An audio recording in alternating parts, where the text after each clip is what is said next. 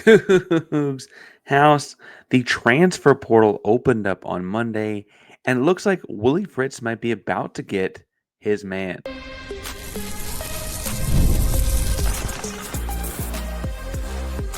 You are Locked On Coogs, your daily podcast on the Houston Cougars, part of the Locked On Podcast Network, your team every day.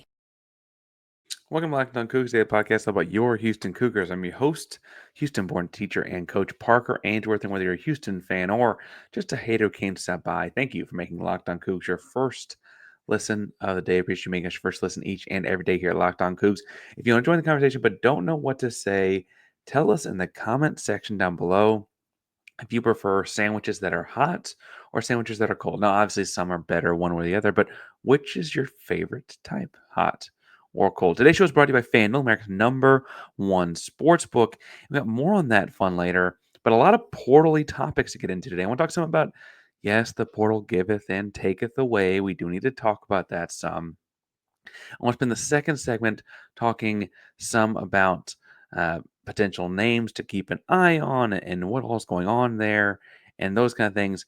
But first and foremost, it sounds like Willie Fritz might be about to get a big time piece in Conner Weigman. Now, I want to talk through this a little bit and talk about who Conner Weigman is and what potentially is happening here. So, since the end of last week, when Conner Weigman actually declared that he was going to enter the transfer portal, it has looked very clearly like he was, being tied to Houston. He is from Houston. He went to Bridgeland High School in Cyprus, was a 5-star quarterback in the class of 2022, was not just any 5 like the second ranked overall quarterback in composite ranking, 5th player in Texas on composite ranking. Composite score is 98.99. And while that's like a lot of numerical rankings of recruits can be kind of weird and whatever, that would be, as a high school kid, the second highest ranked player to ever come to the University of Houston, just a little bit behind Ed Oliver. In the terms of all-time ranking of recruits in that composite, are you talking about like DeMarco Murray, Calvin Ridley, Calvin Johnson, Amon-Ra St. Brown, like big time playmakers. In terms of quarterbacks, the closest quarterback in that area, he's actually ranked a little bit higher out of high school than Aaron Murray, who only threw for 3,000 yards every single season. He was a starter in the SEC, the first quarterback to have 4 different 3,000-yard seasons while he was at Georgia. Obviously, the ACL tear kind of changed a lot of Aaron Murray going forward. But Conner Weigman's a true dual threat quarterback with the pedigree that is that of a big time recruit, a high level recruit for sure. Again, 5-star class 2022. If you're paying attention to Aggie football, if you get Aggie friends and family first, I'm sorry, but second, it was a very famous class. It was like the last grandstand for Jimbo there, right? They're going to win with this class of 2022. It's going to be a big deal. They got like highest ranked class in America and all the NIL money, this, and then it was a big deal there in Aggie land, and slowly those guys are all fading out and going elsewhere. Wegman being a big one for Houston. Now, again, being from the Houston area, I would point out he didn't go very far in going to A&M. His top 5 at a high school included Baylor and Texas as well. He was trying to stay close, and he still, to this point, if Houston was not in the Big 12 yet at that point, Houston had a very different coaching staff at that point, right? Wegman had offers from everyone in America, going into his whittling down, but he was focused on staying close to home if you followed his recruiting stuff along the way here. Houston being as close as you can get to home, again, from Cyprus. I think that is the reason he's not like nationally regarded as the top, like #1 guy who get it prospect. And a lot of people do have him as the #1 quarterback in the portal, is because of those injuries at A&M. Well, at A&M, he played just 15 total games across 3 years. For what it's worth, the team did go 10-5 in those starts, 5-5 in Power 4 play. Played obviously an SEC schedule. They played a Miami game and a Notre Dame game earlier this year. He lost the starting job while injured this year to Marcel Reed there at A&M. Different type of quarterback. At a high school, Conner Weigman did run a 4.49 and was called on some recruit sites a dual threat, some recruit sites a pro-style quarterback, to get the kind of picture of the athlete we're talking about here. as a sophomore in 2023, he was on track for a good season, good start of the year. Had 8 touchdowns, 2 picks, 68.9% completion, which is really rolling for ultimately having a foot injury. And so got to see him a little bit this year before an AC joint injury led to missing the rest of this season, because while he was out with that injury, it was not a season ender, but he lost the starting job right at A&M. And so part of that was, I guess, Marcel Reed's a very different quarterback too, new coaching staff, yada yada, right? But Wegman's on the move, and the ties to Houston have been noticeable. You've seen hints and nudges and things like that from players liking comments and tweets and the posts and those kinds of things.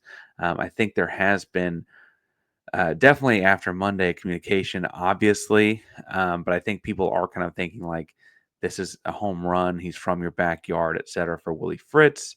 And for what it's worth, Wegman seems to be a very family oriented kid, wants to stay close to home, like we said. And I think that those all click. It's just not just me reporting, being hopeful. Sports Illustrated's A&M website put this out last Thursday. The Houston Chronicle reported that he was Houston's number one target, and they'd had communication today, Monday, recording this Monday night.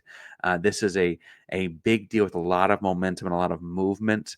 I heard some background stuff along the way, and without giving away details or sources necessarily, I do feel confident saying that there has been a lot of communication, all above board, obviously, and all totally and only the kind of communication that would be legal.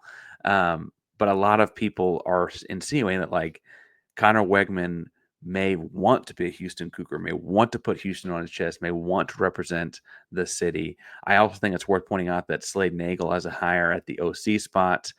You've seen what Slade Nagel has done with guys like Michael Pratt. Their games are not horribly dissimilar. The big knock on Wegman after his injuries has been things about his arm strength. He's still very accurate in the short yardage situation. The deal is really more about his arm strength, that when the ball goes more than 25, 30 yards downfield, you start seeing a lot of floating and drifting, ball staying in the air for a long time. So if his receivers aren't necessarily completely super deluxe wide open, you might have time for a defense to get underneath it or whatever. Whatever the case may be, he is again regarded by a lot of these recruit sites and a lot of transfer portal sites as the top quarterback presently in the transfer portal. And frankly, to have to imagine quarterbacks commit quickly. He's also been linked to Syracuse and Louisville. For what it's worth, on Monday midday, reports out of Syracuse were that the Syracuse head coach had not talked to Willie. They're not talked to Conner, whereas Willie definitely had. Coaches were, once they're in the portal officially as of midnight Eastern, going into December 9th, coaches were calling them early in the morning, late at night, trying to say, hey, we're thinking about you. Love to talk to you more. Let me know when you can talk. Like just leaving that kind of a message. Didn't even get that out of Syracuse, one of the other schools tied to him. I read that and wonder if that meant that he might have his mind fairly made up and is just kind of formally putting things together before committing. Ultimately, though, this is a big, big get. A guy that when he's been on the field, if he comes to Houston, when he's been on the field in the SEC, has been extremely successful, right? And while he may not run the 4.49 out of high school, he is a good athlete. He might not be Zion Chris. He might not be Austin Carlisle as far as running the football goes, but he's a good athlete. He has 2 years of eligibility left, which would be great for your bridge guy between now and when Carlisle's really at his best. Carlisle would then get to redshirt and take a freshman year where he is learning college football, learning the new offense, learning the U of H, etc., and then gets to hit the ground running as a sophomore. You also kind of do the same kind of a delay with teaching and working with Keyshawn Henderson on the backside of that as well, and really bring in those two big time 2025 and 2026 high school quarterbacks slower, because you have a 2-year window here theoretically with Conner Weigman if he's the guy to come, right? And so this is a big, big deal. And I'm here to tell you that where there is smoke, there is usually fire, right? This is not like a guarantee necessarily. He has a lot of options on his plate, but it is a very, very real thing that could happen, right? This is not just people being fans and saying bring Houston kids back to Houston. This is a kid that has it seems like, demonstrated interest behind closed doors. And this is a connection that I think is very, very real. Conner Wegman to Houston's got a lot of momentum, and I feel like this could happen at some point this week. Now, you saw a lot of people, like the most you saw as far as commitments went on Monday when the portal opened was typically people doing things like saying, we have a really strong hunch that this guy is going to that school. And it was 100% guessed or whatever by the people that work the site. That's because they've got a hunch and an inkling, and they're just waiting for the ink to dry, the T's to get crossed, the I's to get dotted, whatever, right? Wegman might be at that point. He might not quite be at that point. I do think as a quarterback, we'll get into the next segment why. I do think the quarterbacks are gonna sign early in this window, especially a guy like Conner Weigman, because of the impact they could have on the rest of the class. And the rest of the class is gonna be really important for Houston. It's not just do they or don't they get Conner Weigman. There's a lot of guys there, and so I want to talk some about what Wegman could bring with him, what could happen there, as well as other quarterback names if Wegman chooses to do something else, all happening in the transfer portal. But before we get too terribly far, I remind you about our buddies over at FanDuel, America's #1 sportsbook, because right now you get ready to tackle the NFL action with FanDuel. New customers can bet $5 and get $150 back in bonus bets if your bet hits. The FanDuel Sportsbook app gives you everything you need to place live bets on the NFL all in one place. And when you get a hunch in the middle of a game, you can check out the latest stats, view live play-by-play, and so much more, all on the same page that you place your bets. Just visit FanDuel.com. You start with $150 in bonus bets if your first $5 bet hits. That's FanDuel.com. Now place a hunch and make every moment more with FanDuel, an official sportsbook partner of the NFL. Locked on Coogs host Parker Ainsworth here talking about the transfer portal and Willie Fritz's first real run at the transfer portal as a head coach for, I guess, just over a year at this point of the Houston Cougars. We opened up the show in the first segment talking about Conner Weigman and what that could bring to Houston, how he is a dynamic, big deal as a quarterback that really does have connections to the university. And I feel like if we're going to talk about other portal chatter, you got to keep an eye on for Houston. The first thing you got to look at is, well, what if Conner Weigman brings other key Aggies? Now, I'm not a very big Aggie guy. In fact, as far as schools across the state of Texas go, they might be my least favorite, right? But regardless, they've got some dudes that can freaking play, and they're in the transfer portal. And there's reason to believe that if Conner Weigman were to come to Houston, that he might bring one or two of them with him. Now, honestly, I went through and looked at some guys that are from more close to the Houston area in the transfer portal from A&M, guys that would really make an impact, come in and play right away, right? And so, like when I think about Houston's strong defensive line alumni, guys in the NFL, guys like Ed Oliver, right? I think of, what could A&M have? Well, Malik Sila is from Katy. I went to Katy High School. He's 6'6", 230, edge rusher, long frame, good extension, good separation as an edge rusher. He'd come with a couple years left of eligibility, and he's in the transfer portal from A&M. You could see if this flood came through, how that could potentially bring him as a pass rusher on over. On the defensive line as well, more interior though, it's hard not to notice. I'm going to try my best with this one. Tamunapupe. Samu, 6'3", 375 pounds. Listen, 6'3", 375.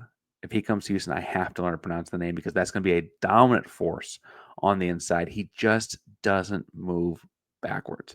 2023 defensive lineman at a high school. So 2023 at a high school means he's only spent 1 year of eligibility. He's from Atascocita, right? And so big impact defensive tackle type that could really hold down the nose tackle. You get he and Carlos Allen in the same D line next year. You're not moving. Now, I understand how the defensive line type guys might be waiting to see the defensive line or defensive coordinator is. I also anticipate that being picked fairly soon. I'm not going to give more away on that, but I do think that's going to be fairly soon. They're talking a handful of guys still out there. Um, but the offensive guys, because there is an offensive coordinator, might move more quickly. The big news on the offensive line at A&M was that Cam Dewberry, a 6'4", 320-pound junior interior offensive lineman, think guards. I don't know if he can snap around, think a guard, uh, from Atascocita, was a high school class of 2022 with Conner Weigman. Again, class 2022 with Conner Weigman is also in the transfer portal. He'd be an immediate starter at guard for this team. Immediate. Like walks in day one, probably the best guard, at least from a prospect perspective, going back to his high school stuff, on the roster. He's got a couple years of eligibility left, get to build up those trenches while also having a couple years to work together, right? He and Pancake would be the same class to kind of build some camaraderie and some cohesion in that O-line room. Now, that's not to say that there's no other beef in the transfer portal from A&M either. Akinola Ogunbiyi, Akinola Ogunbiyi, 6'4", 350-pound interior offensive lineman from Kempner High School in Sugar Land. He was high school class of 2020. He's got just 1 year left, but it stands to reason that if you were to start a, snowball rolling down the hill of Aggies coming to Houston, he would jump in line as well to have a shot to go win. Obviously, if you win the Big 12, you get into the college football playoff. We're hoping Arizona State does pretty well to help us with potentially adding more teams next year. I say all that to say that you might see some guys with old maroon team issue gear walking around the first couple days on campus, because I feel like, at least with a guy like Cam Dewberry, it's hard to imagine that some of these offensive linemen, some of these people from A&M don't want to follow Conner to Houston. They grew up in Houston, from Houston, etc. Right? Now, I say all of that, and I understand that some of these guys require big-time dollar amounts, right? That the NIL is a big part of this, and, it's going to be hard to steal guys that are used to making maybe a few more digits in their paycheck from NIL dollars and stuff like that. I get that part of it. I don't mean to say that's not a part of it. But I also know that Houston tends to pony up for winners, and it's easy to convince people when you're bringing guys with SEC playing experience, when you're bringing guys with high level recruit backgrounds, that's what's going to happen. Now, as far as what happens if Conner Weigman's not the guy, Conner Weigman doesn't come, you don't have the A&M connection that you think you're building. There are other quarterbacks in the portal. Darian Mensa, 6'3", redshirt freshman from Tulane, is getting a lot of ties to Houston nationally. I don't know how realistic that is. I'm being full transparent here. I think a lot of those connections are just people seeing Willie Fritz in Houston, Power 4 football, Power 4 caliber quarterback, and making the crossover. Now, I will say the kid's like, lack of a better phrase, kid hoops when it comes to football. I mean, he's hits guys on deep crossers and stride, hits the out routes with some zip on it. I mean, he's really good, Darian Mensa is. 3 years left. My understanding and messaging around some is that he's going to get a big payday, like multiple commas, big payday. And I don't know if Houston's going to go that route with him or not. For what it's worth, he was a redshirt freshman at Tulane, meaning he was redshirted the year with Fritz and Nagel there together. I don't know what that relationship was like. He was redshirted. He didn't really play, obviously. So we'll, I guess, hear more and see more about that. But I could see him going somewhere where he gets a little bit bigger paycheck, because he's going to be there for a while, theoretically, right? Similarly, as far as the paycheck goes, Caden Salter, he's from Liberty University. He's from Cedar Hill, up the road in DFW. Was a four-star kid in the transfer portal, listed four-star kid in the transfer portal, was not that out of high school, or transformed his game up at Liberty.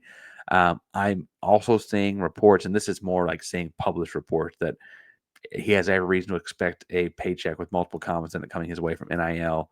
And so, if Houston's going to get in the game, they might need to get in that game. If Houston's going to build this up a little bit slower, that might not be the connection. For what it's worth, it does sound like the Wegman thing, while it'd be a large payday for Houston, might be some of a hometown discount. He did the family Houston aspect, right? So I'm not saying he's not going to get anything. He's going to get a lot. For sure, Wegman would. but I think that it's going to be something closer to what Houston's used to paying guys. The guy I'm interested in, though, is a much smaller school guy, present tense. That's Chandler Morris, uh, HP kid up in DFW. Um, you know, it's a suburb, but not a suburb kind of thing from DFW. He's been at Oklahoma, been at TCU, and now been at North Texas. He actually technically had 3 freshman years across his college career with freshman red shirts and injuries and those and COVID and all that kind of stuff. Finally got to settle in and play at North Texas this past season and really got to play. Did play some at TCU as well. Had a really good last year at North Texas, 3,700 yards, 31 touchdowns, 64% completions in the career. Has just a year left. And I like Chandler Morris's fit here because if you don't get Wegman, you swing for the fences, obviously.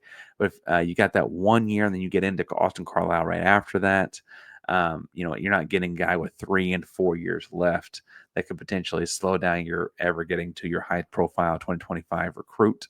And honestly, I think Austin Carlisle is the future of this program. And I'm not saying you don't have to go earn it, but you kind of want to make sure you kind of keep those kinds of mapping out guys in mind if you have your druthers. Obviously, you also need someone to play this year. So if you don't have your druthers, you've got to go get someone that can at least compete to start and make the room compete and better for it. I've talked a lot about guys that are potentially coming into the program. And we'll be spending a lot of time this week talking about guys that are, and probably this month, talking about guys that are potentially coming into the program. However, some guys are leaving the program. I want to make sure we give that its due diligence. But first, I remind you today's show is brought to you by Omaha Steaks, the best Christmas or holiday gift you can get. Nothing delivers comfort and joy quite like the unrivaled quality and taste of Omaha Steaks. It's guaranteed perfection in every single bite. And right now, you can save on the unforgettable gifts with 50% off site wide at omahasteaks.com. Plus, you can score an extra $30 off with promo code COLLEGE. With 5 generations of experience, they consistently deliver the world's best steak experience, and the gifting experts at Omaha Steaks have made it easy to deliver the perfect gift with thoughtfully curated gift packages featuring gourmet favorites from legendary steaks to mouthwatering desserts and more. You can save 50% off site-wide for a limited time at omahasteaks.com. Plus, our listeners get an extra $30 off with promo code COLLEGE. That's 50% off at OMAHA steaks.com and an extra $30 off with promo code COLLEGE, COLLEGE. Minimum purchase may apply. Parker Ranger, Locked on Coogs host here, talking about the portal and the transfer portal, and really the first full Willie Fritz window after a year of Willie Fritz coaching the Houston Cougars with the transfer portal. We talked a lot thus far today about what could be coming in the portal, but I think a lot of the talk around your water coolers or talk at your coffee shops or whatever about Houston Cougar football and the transfer portal might actually be about the guys going out. And I don't think we're done with seeing people leave Houston. Transfer portal does that. It giveth and it taketh away. But some very notable names are in the transfer portal. Jeremiah Wilson, who by most accounts would have been Houston's best corner last year, a year after Isaiah Hamilton, the best corner the year before, did the same thing, has entered his name into the transfer portal. It's 2 years in a row, you're looking to top corner into that portal. We'll see where Wilson ends up. I would bet he goes to a big-time program. He's a really, really talented ball hawk kind of corner. We shall see. Jonah Wilson is in the transfer portal. Now, as a young guy without a whole lot on film, he was a big-time high school recruit.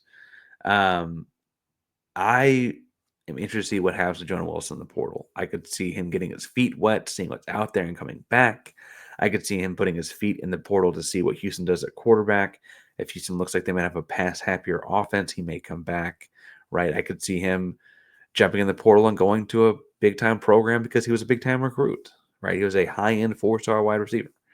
And so we'll see what Jonah does. I'm sure he will have options, but I also know he turned down some of those big-time football options to come play at Houston. And so if they can reconcile whatever or figure something out and assure him that he will be a featured target at some point in his career of a passing offense, he may want to stay. I don't know all the ins and outs of exactly what all's going on there, but we'll see what kinds of things they need to figure out if he were to. Parker Jenkins, I think, is the one that gut punched me the hardest. Parker Jenkins was a big time freshman running back that did not see much time at all as a sophomore. I still think Parker Jenkins in the right system can be a very effective running back at the Division I level. Parker has had some trouble with pass blocking and things like that, but on the whole, he's the kind of kid that you want representing your city and university. He's very much shown that. He caught my attention when, amongst a bunch of transfer portal nonsense in the spring of 2023, he very quickly was like, "Hey, we got me. We'll be all right." And like just the confidence and bravado, that was great. He's always been for Houston, about Houston, and so wherever he goes, I'm gonna have a hard time not rooting for him. He's already posted a handful of offers, it looks like, on social media to, like, Western Michigan and East Carolina, right, and those kind of things. So we'll follow that wherever. But really, really hope he finds a landing spot where he can see more time on the field because the kid can run. The biggest gut punch, I think, to the larger audience, and admittedly, it hit me too. I just am a fan of Parker Jenkins, but the biggest thing was Joseph Manjack the fourth, with 1 year of eligibility left, entered the transfer portal. Joseph Manjack's been a fan favorite for a long time. Was a big catch against UTSA a couple years ago. Um, I don't want to think about the throw he had against BYU, but he had big catches against UTSA. I guess also the home game against UTSA. He had a forced fumble that felt like it was going to save the game at one point after Houston had thrown an interception in 2023. Just a big time playmaker, no gloves, shoulder pads sticking out of a super tight jersey, number 0. Just a lot of things that kind of led to him being the kind of guy that was easy to root for, easy to like. And, he's got 1 year left, 1 year left of college football. He started off at USC, originally from Tomball, came back to Houston, right? And I don't fault him for this, and I hope it's just like the other guys that we've listed so far, and I hope you don't either.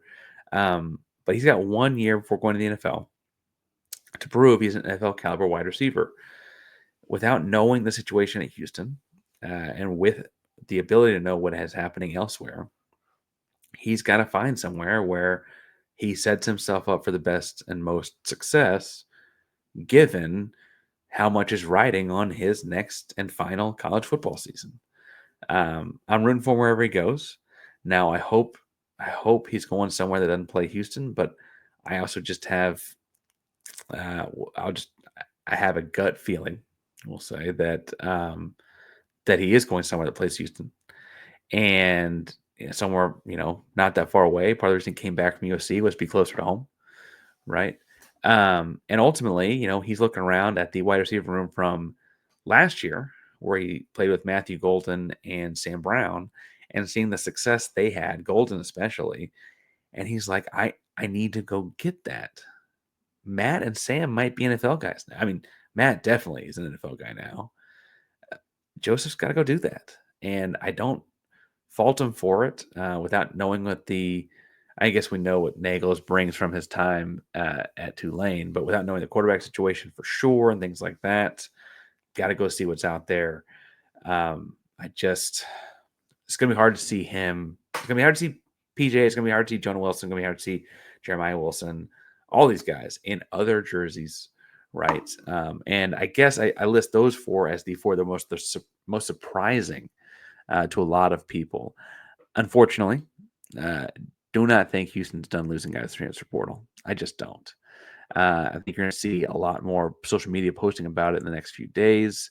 But truthfully, I bet there are a lot of guys that's names are in those portal websites on the internal side that just haven't told the public yet, because they may want to come back if things don't go like they want it to or whatever. Anticipate losing more guys. Now, they've kept some guys that I didn't know they would be able to keep, like Boogie and Rashawn. But regardless, transfer portal giveth, transfer portal taketh away. And we're talking about the transfer portal and all things defensive coordinator hires as those happen, whatever, here at Locked on Cougs. So hit subscribe, hit the bell so you know when we're live. We bring the latest as soon as we can. If Houston makes a big time signing, like a big time signing, we'll try and post a quick short on it. We'll try and do live shows when we can. And I am a teacher and coach, so I have a day job too. But Locked on Cougs bring the latest on the Houston Cougars each and every day. Part of the Locked On Podcast Network. Your team every day. Go Cougs.